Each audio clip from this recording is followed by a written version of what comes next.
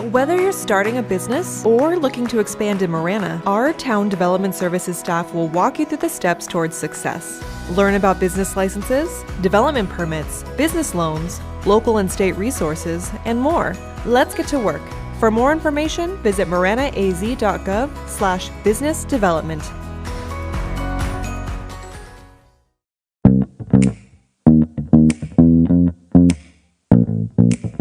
Welcome to Real Talk with the Town, where I sit down with the Marana staff to answer your burning questions about our beautiful community. My name is Terry Rozema, and I'm the town manager for the town, so let's get started.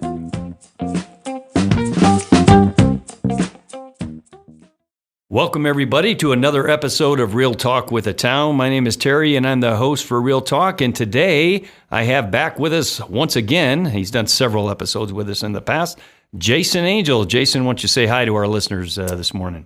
Good morning, everyone. Thanks, Terry. Good to be back. Yeah, so we were kind of prepping this, and we're going to be talking about annexation. What is kind of the town's focus with regard to annexation? Is the town looking to annex more land? If they are, why? What's the process? So we're going to get into all that in a minute. But before we do that, we have time for an icebreaker. And it's my understanding that Jason doesn't want to be asked an icebreaker. He wants to ask the icebreaker. So, Jason, what is it you want to ask? Yeah, Terry. So, obviously, done this a couple of times with you, and I know you've been doing a number of episodes. So, you always get to ask the icebreaker. So, I thought I'd throw it back at you. Yeah. So, you're turning into a regular Galen Beam, man, because Galen just kind of took over the podcast and telling dad jokes and asking me questions. So yeah, good. Yeah. I'm game, man. Let's. I'll play your silly reindeer game. All right. So you've been town manager now for 2.5 years. Mm-hmm. Yep. Total different shift from where you were in police work for 2+ decades. What have you found to be the most exciting or rewarding in the new role? Ooh, that's tough. Because 35 years in law enforcement is, as you say, very different than town management in the respect that the day-to-day duties are differently and the day-to-day focus is much different. But I would say the thing that I love the most really hasn't changed, and that is the people.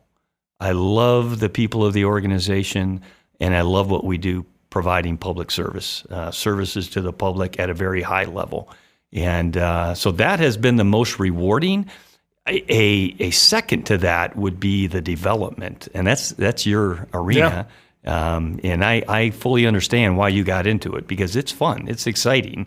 It's neat to sit down with developers who have ideas and want to do things. Sometimes it's a little bit frustrating, I'll be honest. It's a little bit frustrating because people own land and they have it zoned and they decide they want to do something and it's not something I would want to do or something I would want to see. But it is very rewarding to be a part of, the growth of a community. So I would say those two things. Good. Yeah. Works for me. All right. Well, good. So let's jump into this, Jason. I've got a couple of things that came up here. 2 questions. I'll read those questions, and then we'll just kind of go through and talk it through. So the first one, is the town looking to annex more land? That's the first one. And then the second one, is Marana looking at annexation south of Linda Vista, east of Hartman to Thornydale Road area? I'm sure a lot of homeowners would like to be a part of Marana's growth.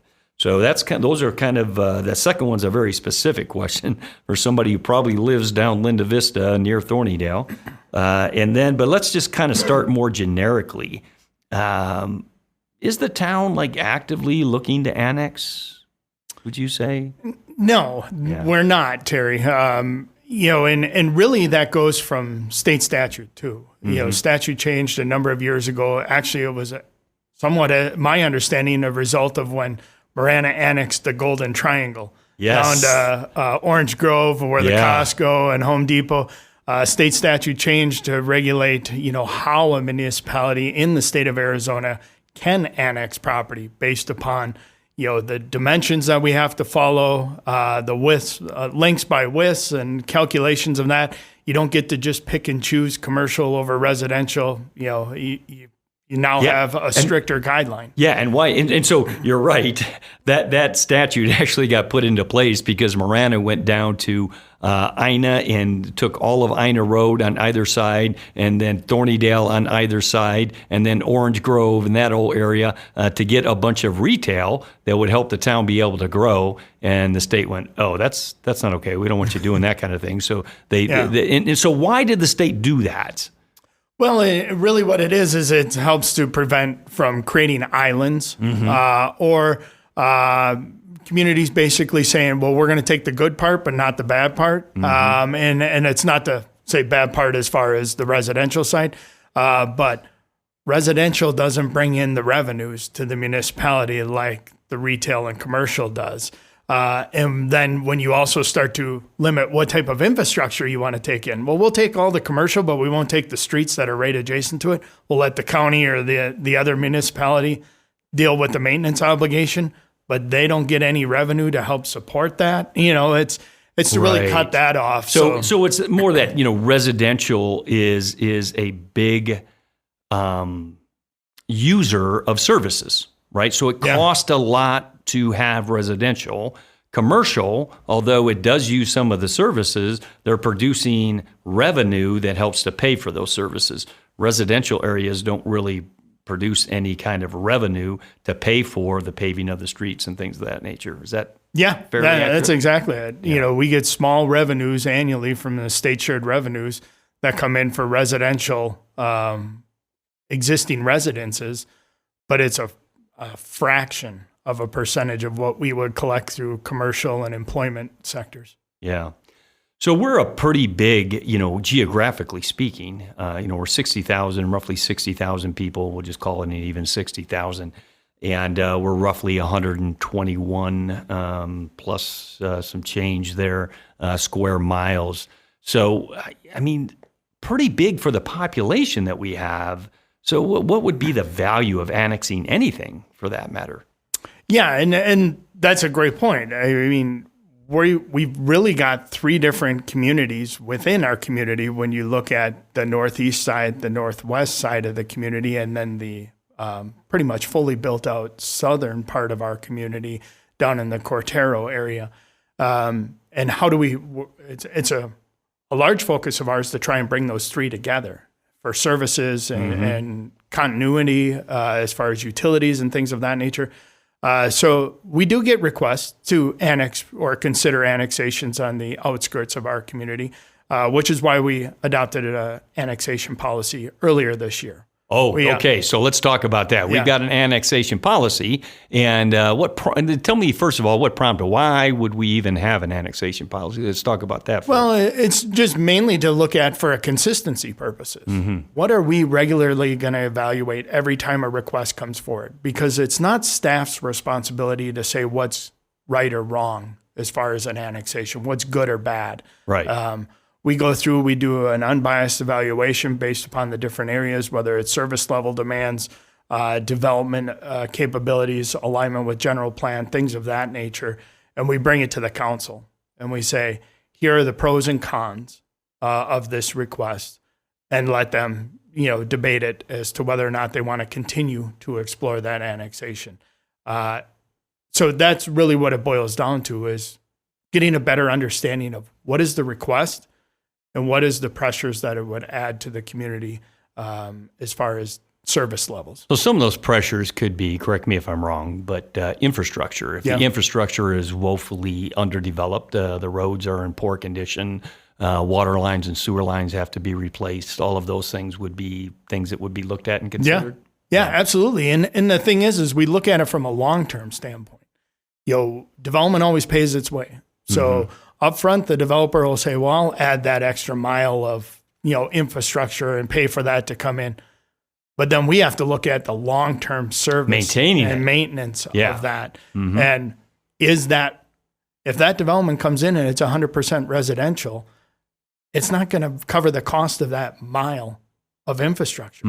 There is going to be an additional burden that's placed upon the community. So that's where we do it. Is it's not just the one time, it's the long term. And, there are other parts of the community where we use the example in previous conversations about down off of Cortera, the Arizona pavilions. 100% commercial development comes in. That's Right.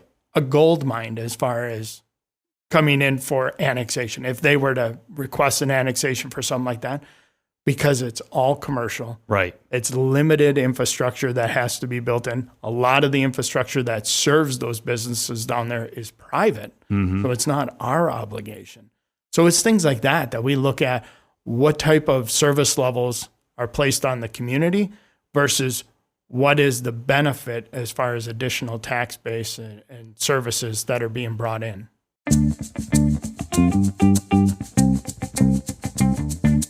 Property crimes are often the result of opportunity. You can take action to help reduce crime by starting a Neighborhood Watch program. Neighborhood Watch serves as a guide for more eyes and ears in your neighborhood. Contact the Marana Police Department Community Resource Unit at 520-382-2055 for more information. Are you splash savvy? In the event of a home drowning, you are the first responder. We'll walk you through the steps so you can prevent further complications until help arrives. Learn more from Marana Lifeguards, Marana Police, and Northwest Fire District at maranaaz.gov/splash savvy. We are first responders against drowning, and we are splash savvy. The town of Marana is dedicated to providing 5-star service for all residents, both 2- and 4-legged. Download the Marana Pets app to report a lost pet or upload a photo of a found pet. Start reuniting families today. Okay. So somebody such as yourself, Jason, who's been in the development world for decades, 17, 18, how many years total?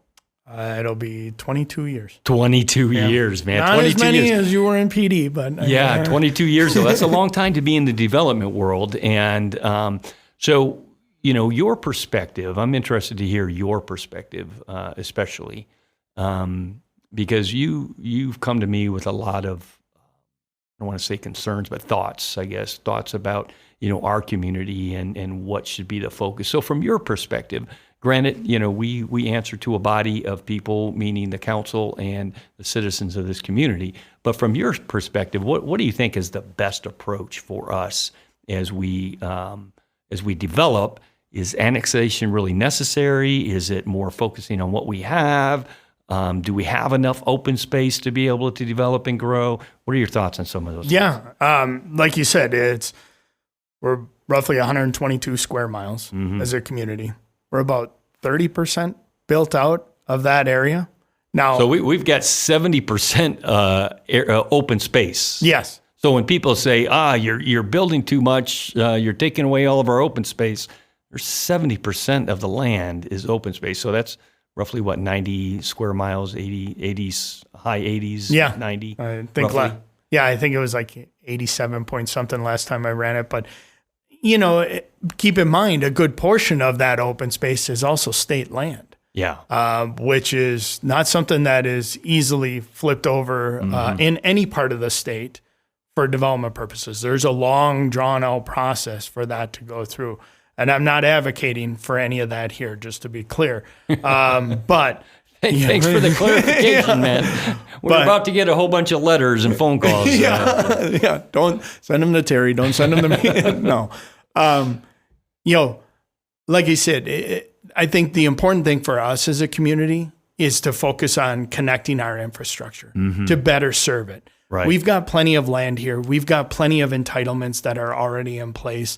I think as a community to grow, we're better served to try and grow our community together versus trying to push them further apart. So that's, I think, to our best interest. Now, that's not to say that any annexation shouldn't be considered. We'll always consider them. But I think we're going to be a little more critical as to, you better be bringing something really good for us or something really unique for us to consider it, because annexation for just another residential subdivision, in my opinion, doesn't make any sense to us. Yeah.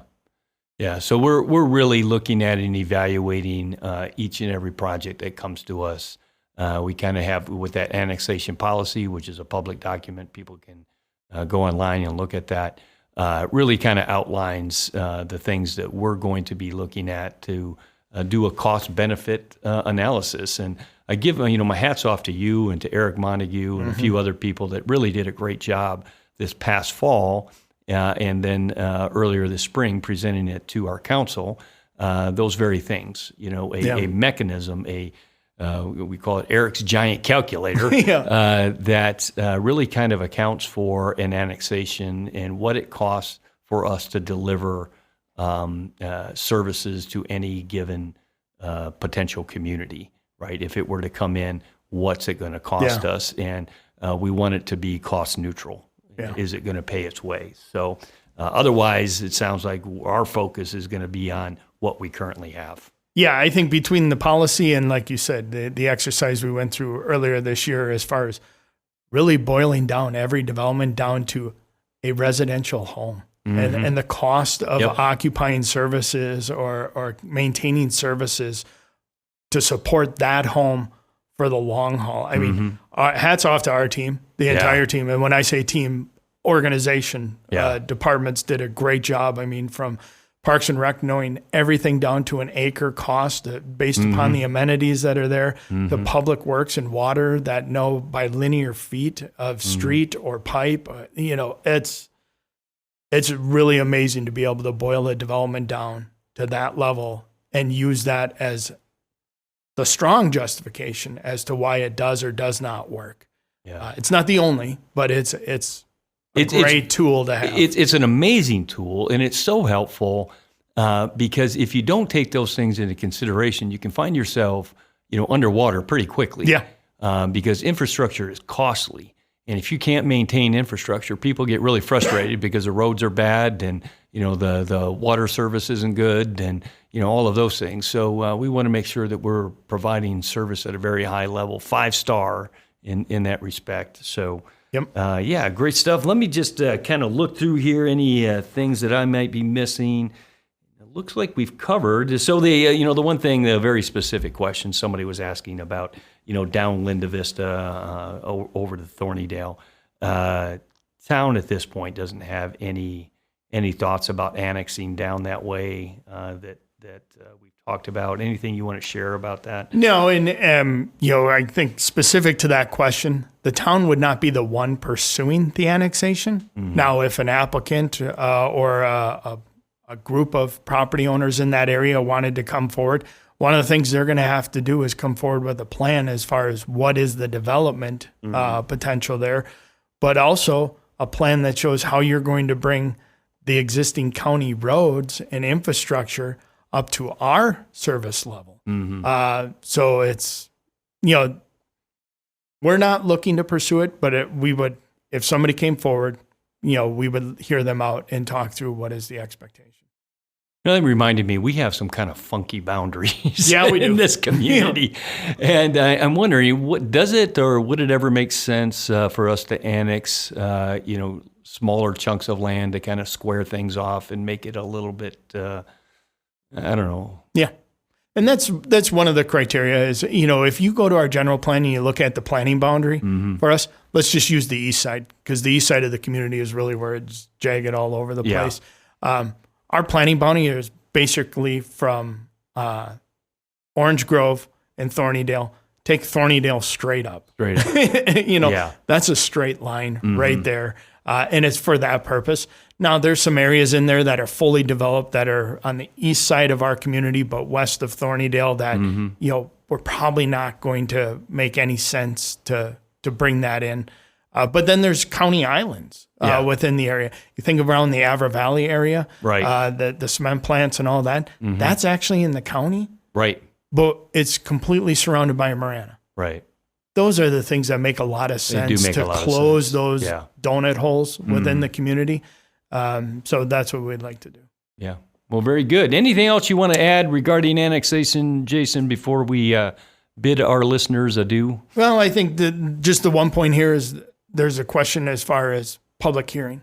Annexations do require a public hearing process. So anytime that the council decides that they want to consider or are willing to allow for an annexation to proceed, State statute does require a public hearing. We do 2 of them. There's one before the Planning Commission and one before the council. And that is our requirements, and that's where the public is involved as far as having their say of yes or no. Anyone within the proposed annexation area would receive a direct notice and have even longer time to be able to voice their concerns or objections.